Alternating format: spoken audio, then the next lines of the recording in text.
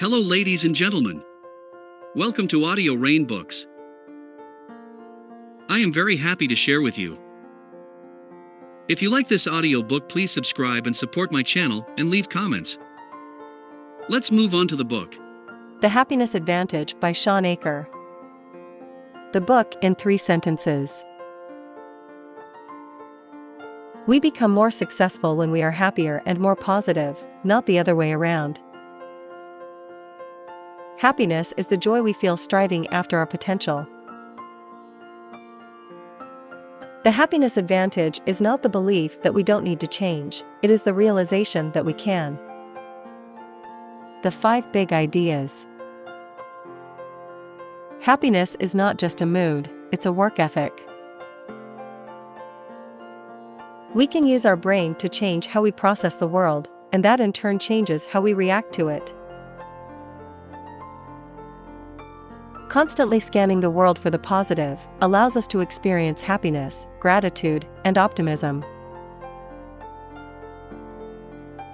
When we reframe failure as an opportunity for growth, we are all the more likely to experience that growth. See post-traumatic growth. The most successful people in work and in life believe that their actions have a direct effect on their outcomes. The Happiness Advantage Summary. If you work hard, you will become successful, and once you become successful, then you'll be happy is a broken formula. The typical approach to understanding human behavior has always been to look for the average behavior or outcome. The first mistake traditional psychology makes is looking for the average behavior or outcome in order to understand human behavior. Tal Ben-Shahar calls this the error of the average. If we study merely what is average, we will remain merely average. The second mistake traditional psychology makes is focusing on those who fall only on one side of average, below it. If all you strive for is diminishing the bad, you'll only attain the average and you'll miss out entirely on the opportunity to exceed the average. Countless studies have found that social relationships are the best guarantee of heightened well-being and lowered stress, both an antidote for depression and a prescription for high performance. We become more successful when we are happier and more positive. It turns out that our brains are literally hardwired to perform at their best not when they are negative or even neutral, but when they are positive.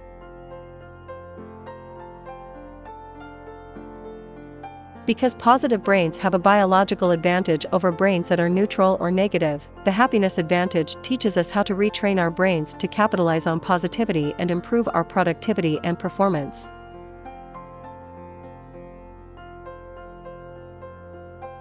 How we experience the world, and our ability to succeed within it, constantly changes based on our mindset. The fulcrum and the lever teach us how we can adjust our mindset, our fulcrum, in a way that gives us the power, the lever, to be more fulfilled and successful.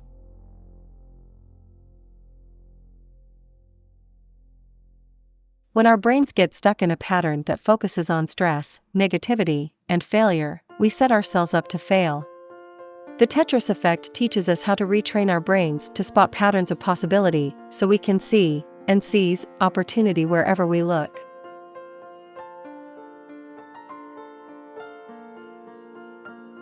In the midst of defeat, stress, and crisis, our brains map different paths to help us cope. Falling up is about finding the mental path that not only leads us up out of failure or suffering, but teaches us to be happier and more successful because of it.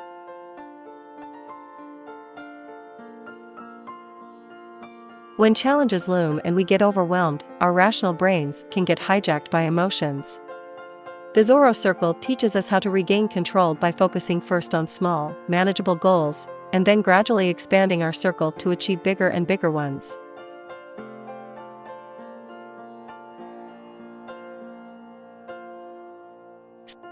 Sustaining lasting change often feels impossible because our willpower is limited. And when willpower fails, we fall back on our old habits and succumb to the path of least resistance. The 20-second rule shows how, by making small energy adjustments, we can reroute the path of least resistance and replace bad habits with good ones.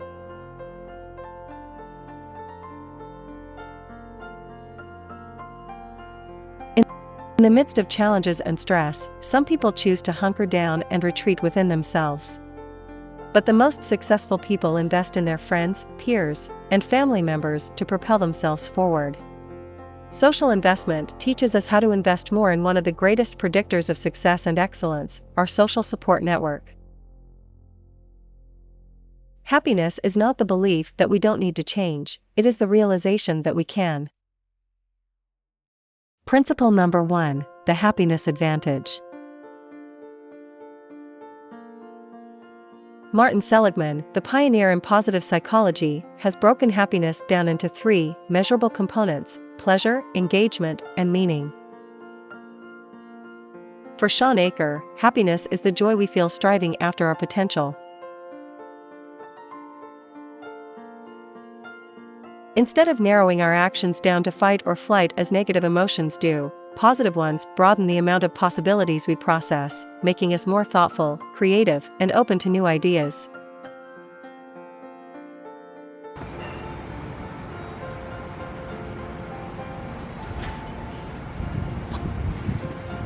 Positive emotions flood our brains with dopamine and serotonin, chemicals that not only make us feel good but dial up the learning centers of our brains to higher levels. They help us organize new information, keep that information in the brain longer, and retrieve it faster later on. And they enable us to make and sustain more neural connections, which allows us to think more quickly and creatively, become more skilled at complex analysis and problem solving, and see and invent new ways of doing things. People who put their heads down and wait for work to bring eventual happiness put themselves at a huge disadvantage, while those who capitalize on positivity every chance they get come out ahead. Even the smallest shots of positivity can give someone a serious competitive edge. Happiness is not just a mood, it's a work ethic. How to improve your mood and raise your happiness throughout the day. 1. Meditate. Neuroscientists have found that monks who spend years meditating actually grow their left prefrontal cortex, the part of the brain most responsible for feeling happy.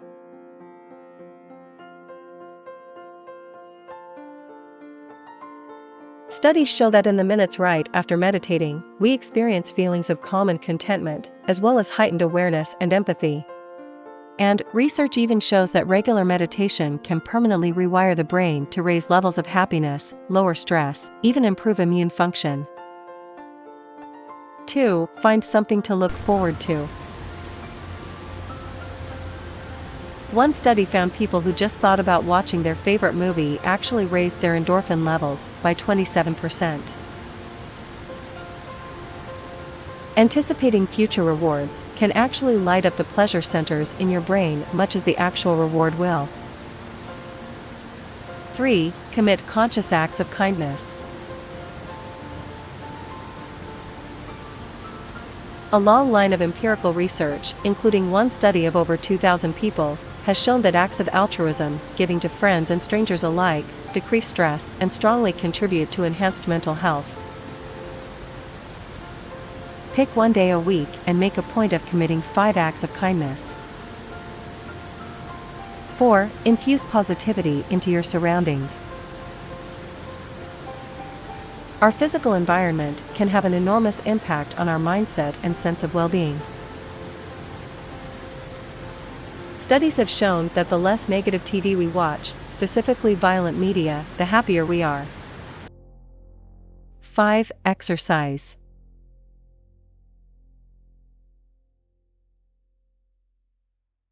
Physical activity can boost mood and enhance our work performance in a number of other ways as well, by improving motivation and feelings of mastery, reducing stress and anxiety, and helping us get into flow, that locked-in feeling of total engagement that we usually get when we're at our most productive. 6. Spend money, but not on stuff.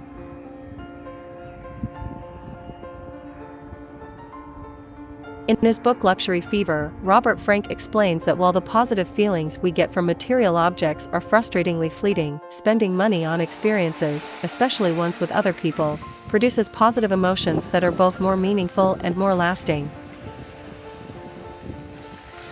Spending money on other people is called prosocial spending and also boosts happiness.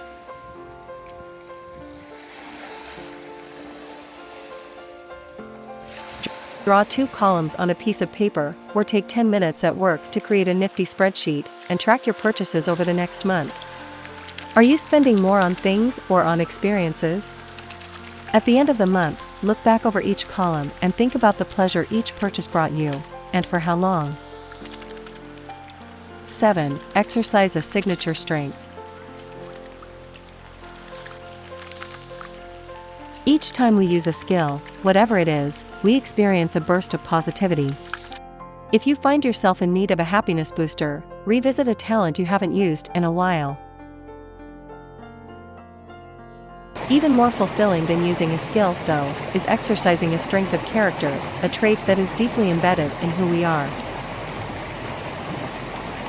Studies have shown that the more you use your signature strengths in daily life, the happier you become.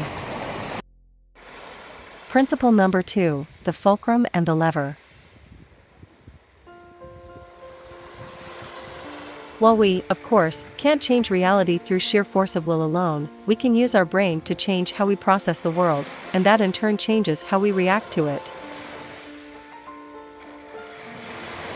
Happiness is not about lying to ourselves, or turning a blind eye to the negative, but about adjusting our brain so that we see the ways to rise above our circumstances.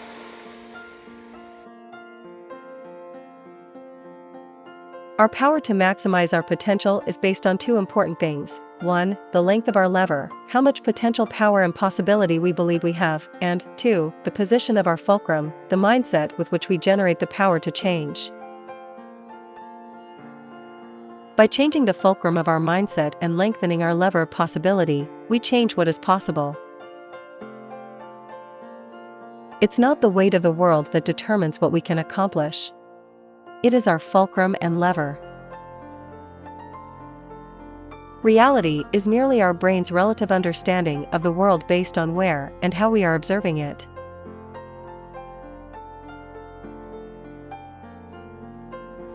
So how exactly is it that our relative perception of what is happening, or what we think will happen, can actually affect what does happen? One answer is that the brain is organized to act on what we predict will happen next, something psychologists call expectancy theory. The expectation of an event causes the same complex set of neurons to fire as though the event were actually taking place, triggering a cascade of events in the nervous system that leads to a whole host of real physical consequences. The mental construction of our daily activities, more than the activity itself, defines our reality. When we reconnect ourselves with the pleasure of the means, as opposed to only focusing on the ends, we adopt a mindset more conducive not only to enjoyment but to better results.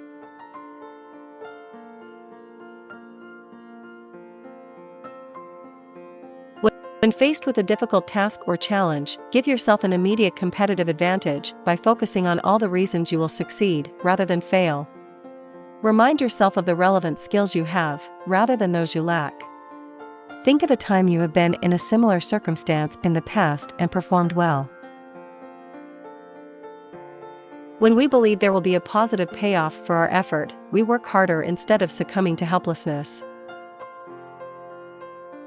By changing the way we perceive ourselves and our work, we can dramatically improve our results. After many years and hundreds of interviews with workers in every conceivable profession, Amy Rzesniewski has found that employees have one of 3 work orientations, or mindsets about our work.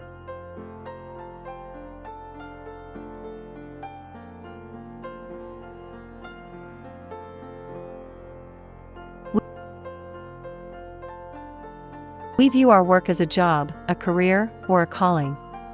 People with a job see work as a chore and their paycheck as the reward. They work because they have to and constantly look forward to the time they can spend away from their job. By contrast, people who view their work as a career work, not only out of necessity but also to advance and succeed. They are invested in their work and want to do well. Finally, people with a calling view work as an end in itself. Their work is fulfilling not because of external rewards, but because they feel it contributes to the greater good, draws on their personal strengths, and gives them meaning and purpose.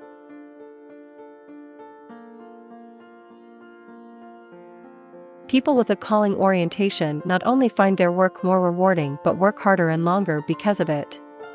And as a result, these are the people who are generally more likely to get ahead. Brzezinski's most interesting finding is not just that people see their work in one of these three ways, but that it fundamentally doesn't matter what type of job one has. A calling orientation can have just as much to do with mindset as it does with the actual work being done.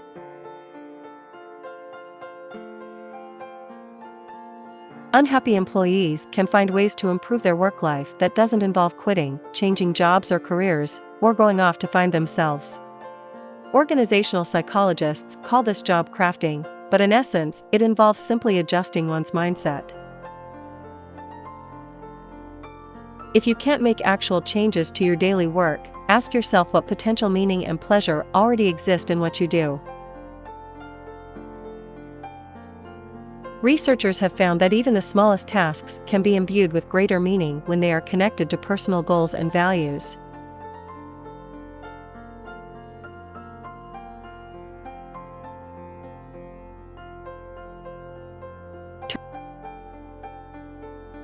Turn a piece of paper horizontally, and on the left-hand side write down a task you're forced to perform at work that feels devoid of meaning. Then ask yourself, what is the purpose of this task? What will it accomplish? Draw an arrow to the right and write this answer down. If what you wrote still seems unimportant, ask yourself again, what does this result lead to? Draw another arrow and write this down. Keep going until you get to a result that is meaningful to you. In this way, you can connect every small thing you do to the larger picture, to a goal that keeps you motivated and energized.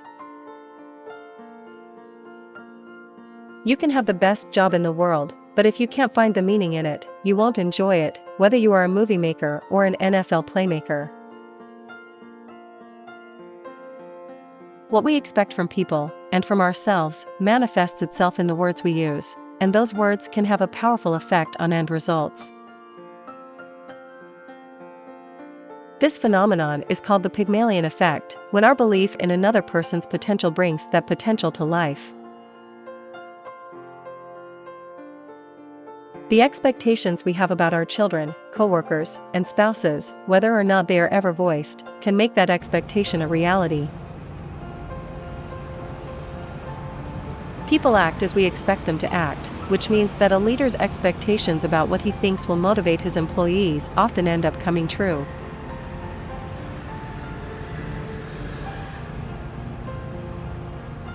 Every Monday, ask yourself these three questions. 1. Do I believe that the intelligence and skills of my employees are not fixed, but can be improved with effort? 2. Do I believe that my employees want to make that effort, just as they want to find meaning and fulfillment in their jobs? And 3. How am I conveying these beliefs in my daily words and actions? Principle number 3, the Tetris effect. Constantly scanning the world for the negative comes with a great cost. It undercuts our creativity, raises our stress levels, and lowers our motivation and ability to accomplish goals. Inattentional blindness, our frequent inability to see what is often right in front of us if we're not focusing directly on it. We tend to miss what we're not looking for.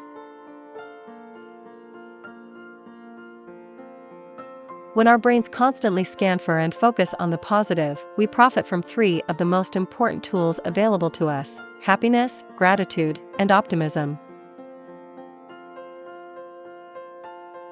Psychologists call this predictive encoding. Priming yourself to expect a favorable outcome actually encodes your brain to recognize the outcome when it does in fact arise. The best way to kickstart this is to start making a daily list of the good things in your job, your career, and your life.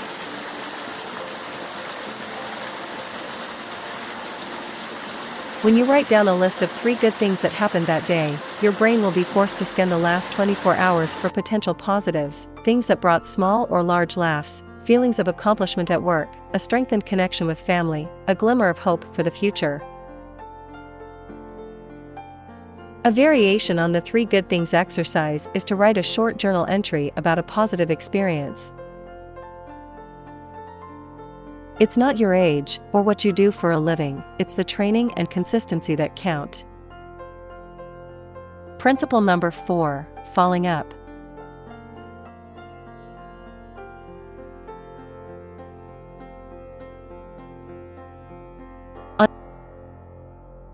On every mental map after crisis or adversity, there are 3 mental paths. One that keeps circling around where you currently are, i.e., the negative event creates no change, you end where you start. Another mental path leads you toward further negative consequences, i.e., you are far worse off after the negative event. This path is why we are afraid of conflict and challenge. And one, which I call the third path, that leads us from failure or setback to a place where we are even stronger and more capable than before the fall. Study after study shows that if we are able to conceive of a failure as an opportunity for growth, we are all the more likely to experience that growth.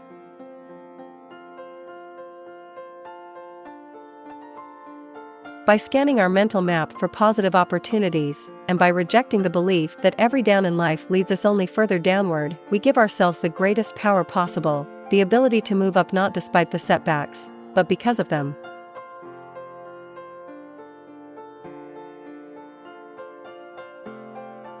People's ability to find the path up rests largely on how they conceive of the cards they have been dealt, so the strategies that most often lead to adversarial growth include positive reinterpretation of the situation or event, optimism, acceptance, and coping mechanisms that include focusing on the problem head-on, rather than trying to avoid or deny it. The people who can most successfully get themselves up off the mat are those who define themselves not by what has happened to them, but by what they can make out of what has happened. Things do not necessarily happen for the best, but some people are able to make the best out of things that happen. Tal Ben-Shahar.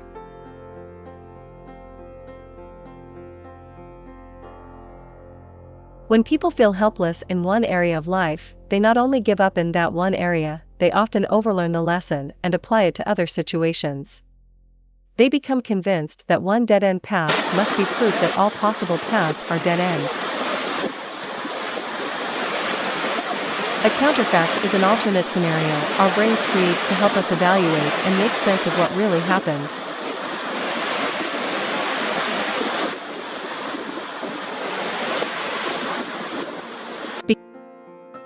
Because counterfacts are invented, we actually have the power in any given situation to consciously select a counterfact that makes us feel fortunate rather than helpless.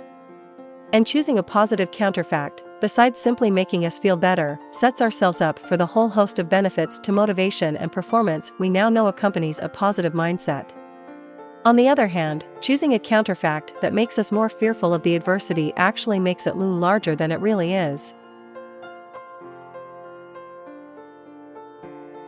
When we choose a counterfact that makes us feel worse, we are actually altering our reality, allowing the obstacle to exert far greater influence over us than it otherwise should. Decades of subsequent study have since shown that explanatory style, how we choose to explain the nature of past events, has a crucial impact on our happiness and future success.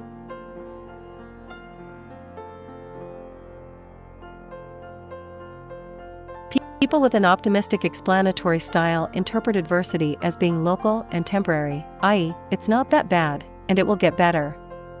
While those with a pessimistic explanatory style see these events as more global and permanent, i.e., it's really bad, and it's never going to change. Virtually all avenues of success, we now know, are dictated by explanatory style. One way to help ourselves see the path from adversity to opportunity is to practice the ABCD model of interpretation: adversity, belief, consequence, and disputation.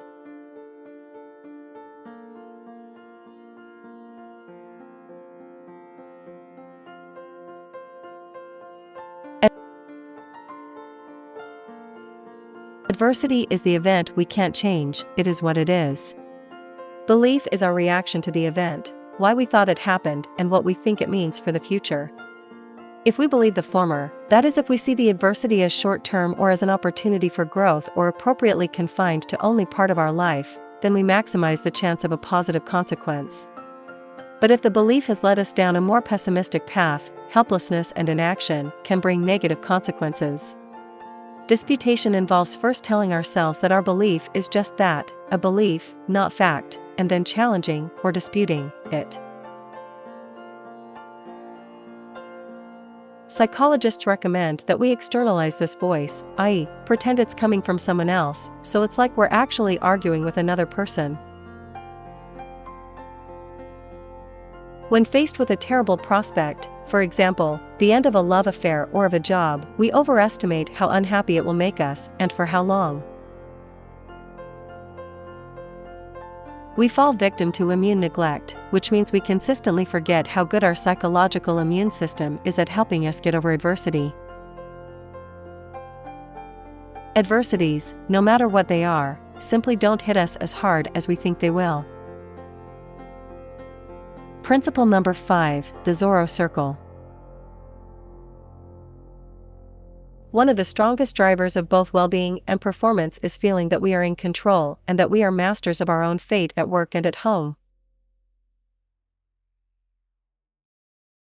Psychologists have found that these kinds of gains in productivity, happiness, and health have less to do with how much control we actually have and more with how much control we think we have. The most successful people, in work and in life, are those who have what psychologists call an internal locus of control, the belief that their actions have a direct effect on their outcomes. Experiments show that when people are primed to feel high levels of distress, the quickest to recover are those who can identify how they are feeling and put those feelings into words. By tackling one small challenge at a time, a narrow circle that slowly expands outward, we can relearn that our actions do have a direct effect on our outcomes, that we are largely the masters of our own fates. Small successes can add up to major achievements. All it takes is drawing that first circle in the sand. Principle number 6, the 20-second rule. Common sense is not common action. William James called creating good habits daily strokes of effort. The reason so many of us have trouble sustaining change is because we try to rely on willpower. The problem is, the more we use our willpower, the more worn out it gets.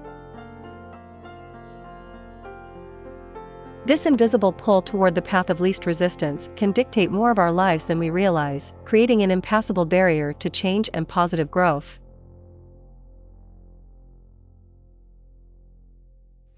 Studies show that these activities are enjoyable and engaging for only about 30 minutes, then they start sapping our energy, creating what psychologists call psychic entropy, that listless, apathetic feeling Kathy experienced.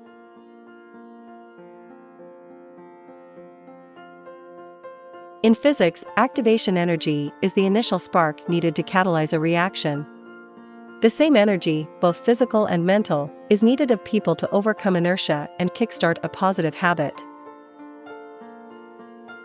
It's not the sheer number and volume of distractions that gets us into trouble, it's the ease of access to them.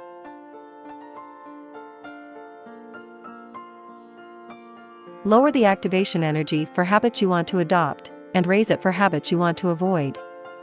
The more we can lower or even eliminate the activation energy for our desired actions, the more we enhance our ability to jumpstart positive change. By adding 20 seconds to my day, I gained back 3 hours.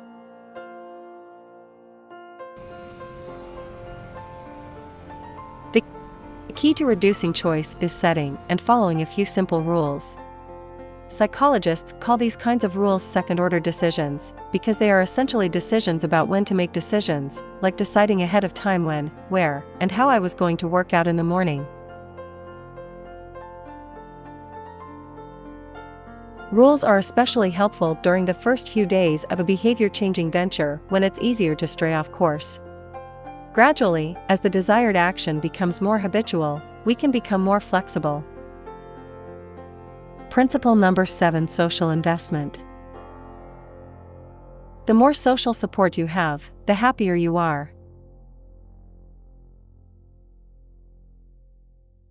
When over 1,000 highly successful professional men and women were interviewed as they approached retirement and asked what had motivated them the most throughout their careers, overwhelmingly they placed work friendships above both financial gain and individual status.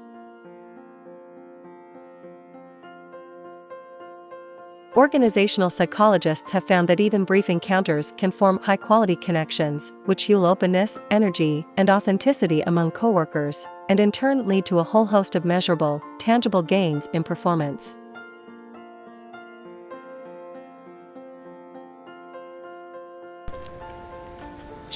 Shelley Gable, a leading psychologist at the University of California, has found that there are 4 different types of responses we can give to someone's good news, and only one of them contributes positively to the relationship. The winning response is both active and constructive. It offers enthusiastic support, as well as specific comments and follow-up questions.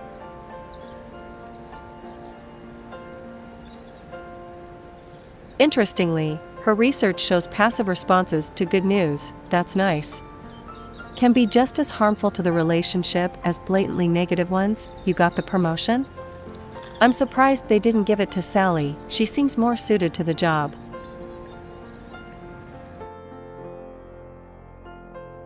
Gable's studies have shown that active constructive responding enhances relationship commitment and satisfaction, and fuels the degree to which people feel understood, validated, and cared for during a discussion, all of which contribute to the happiness advantage. Recommended reading.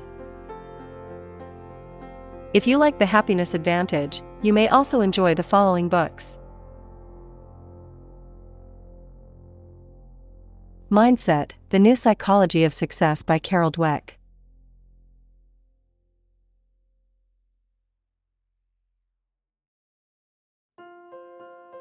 Drive: The Surprising Truth About What Motivates Us by Daniel H. Pink.